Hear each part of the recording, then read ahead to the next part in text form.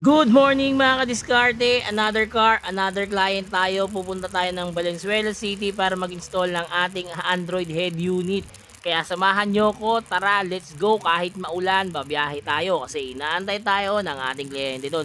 Toyota Revo nga pala yung gagawin natin doon. Kaya tara bilisan natin bumiyahe, let's go! So ayan, good morning mga kadiskarte. Dito tayo ngayon sa Valenzuela. Ito, touchdown tayo kahit medyo maulan.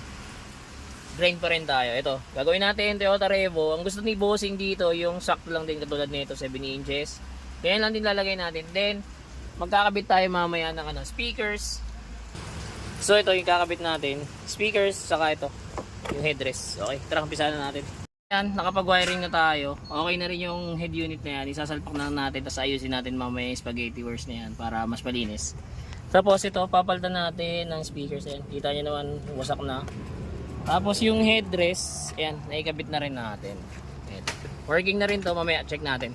And January 1st, 2025.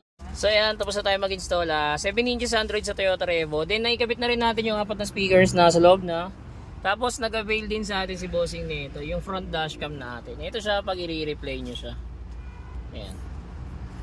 Ayan yung kuha ng front dashcam natin. Replay nyo ito. Ayan, naka-replay na po yan. Tapos, kasama pa rin sa package natin yung reverse camera. Ayan, nasa langit pa kasi nakabukas pa yung pintuan sa likod. And then, ito yung kinabit natin. Meron na rin siyang Apple CarPlay and Android Auto. Tapos, yung dating ni Bossing, meron na rin siyang TV Plus yun sa baba. So, ito, kinabit na rin natin. Ito, para makapanood din kayo yung TV channels. Ayan.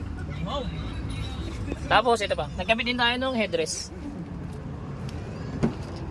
Ito yung headrest na kinabit natin. Ayan. Ayun dun yung isa sa kabila. Ayan. So ayan.